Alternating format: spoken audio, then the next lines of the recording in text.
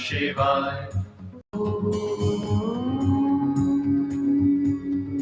Trambakam yajamahe sugandhim pushtivardhanam urvarukamiva bandhanan mrityurmukshiyamamrutat. Om Namah Shivaya, Om Namah Shivaya, Om Namah Shivaya, Om Namah Shivaya. Trambakam yajamahe sugandhim pushtivardhanam urvarukamiva bandhanan mrityurmukshiyamamrutat. Om Namah Shivaya. जय जय जय प्रिय Bharat.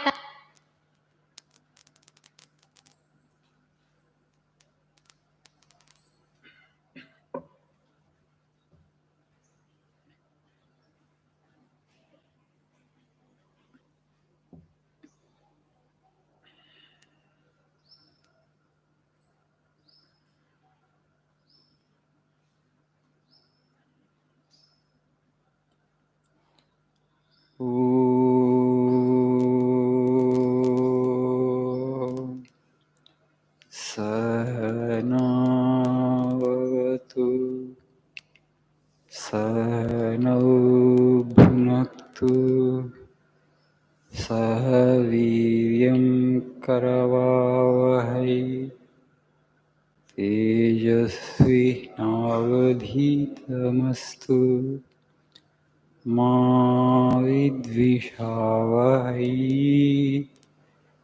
Om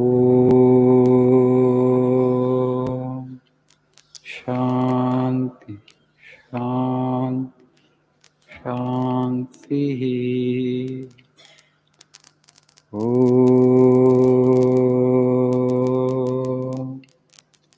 Asato Ma Sadgamaya Tamaso Ma Jyotirgamaya Mrutyo Ma Mrutangamaya. Om Shanti Shanti Shanti.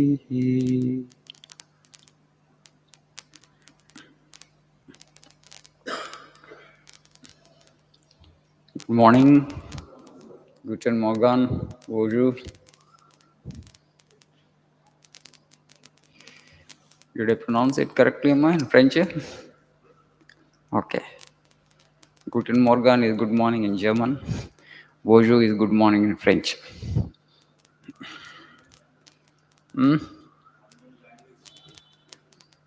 I don't know all the languages, only good morning, good evening. I'm just like you. But I advise you to learn the languages, as many languages as possible. Because I don't need any career. My career is over. You are young people, you are seeking new careers, better prospects, better opportunities. It's for you to explore the languages.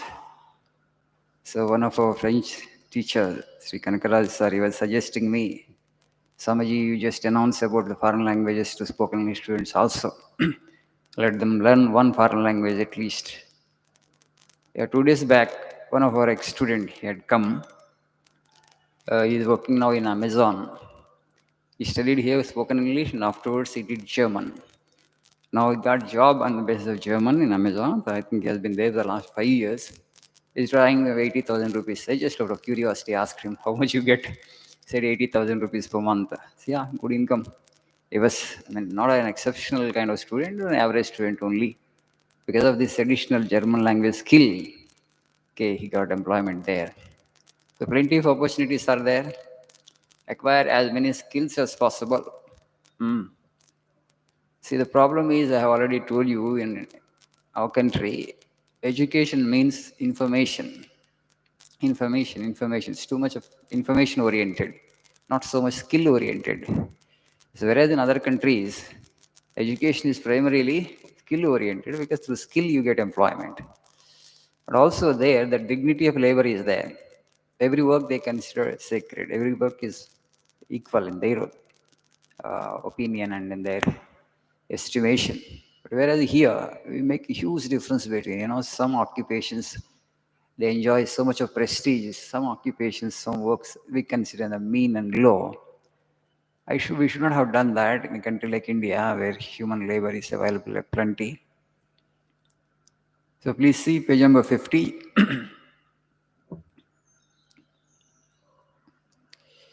The second quote in the page.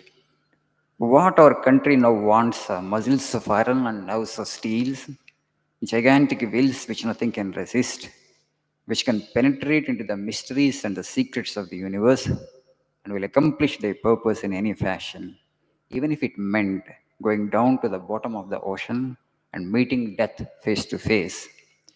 You read this quote every day. This is one of the famous quotes of Swamiji. What we want now, what our country now wants are muscles of iron and nerves of steel. Swamiji expected, hoped that the youth of this country will have the muscles of iron and nerves of steel.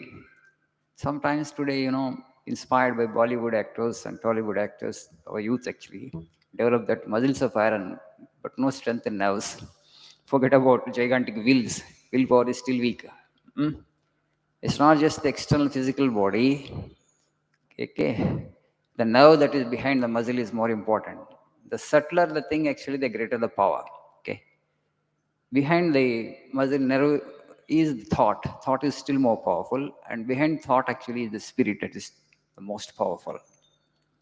ఏదైతే స్థూలంగా ఉంటుందో దాంట్లో శక్తి ఉండదు, సూక్ష్మమైన దాంట్లో నిజమైనటువంటి శక్తి ఉంటుంది. Body అనేటువంటిది స్థూలం, బయటికి కనపడేది. లోపల they are nerves.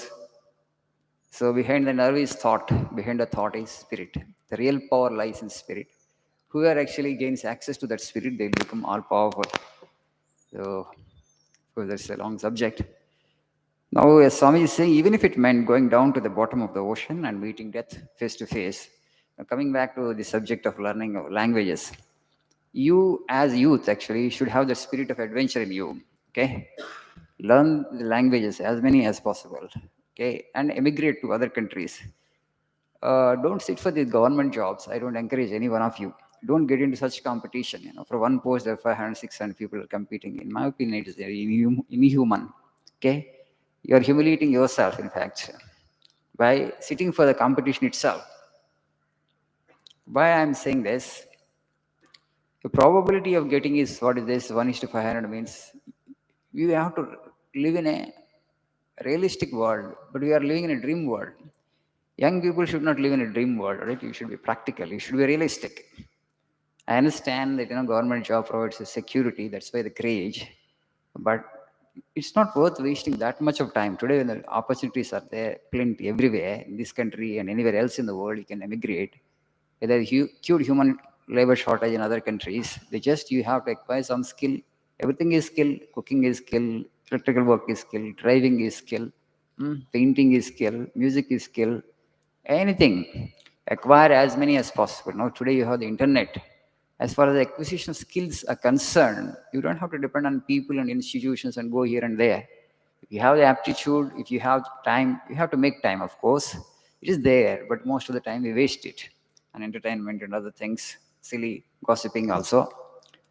Because the tomorrow's job market is going to be tough in the sense, if you have only one skill, and if you want to survive in this job market with that one skill for the rest of your life, it may not be possible. Okay? That's the reason I know this craze for government job. I know government job, you don't have to acquire any new skills. You just have to be there and you will be there for life, 30, 35 years of security.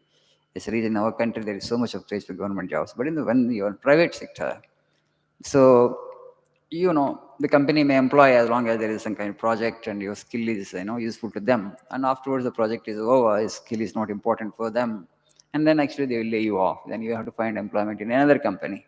So there, this skill may not be useful. That company is providing a different kind of service. They will expect you have to have a different kind of skill. So if you have multiple skills, it becomes easy for you to survive in the job market for 30 to 35 years. And this is the age where you can acquire. And unlimited resources are available to you in the form of the internet. So just be focused on that. How many skills I can acquire? Am I using my time in the right way? You just have this question, and then don't think actually something is mean, something is low. Don't have any such inhibitions. Just acquire. This is a skill, that's all. Everything is a skill.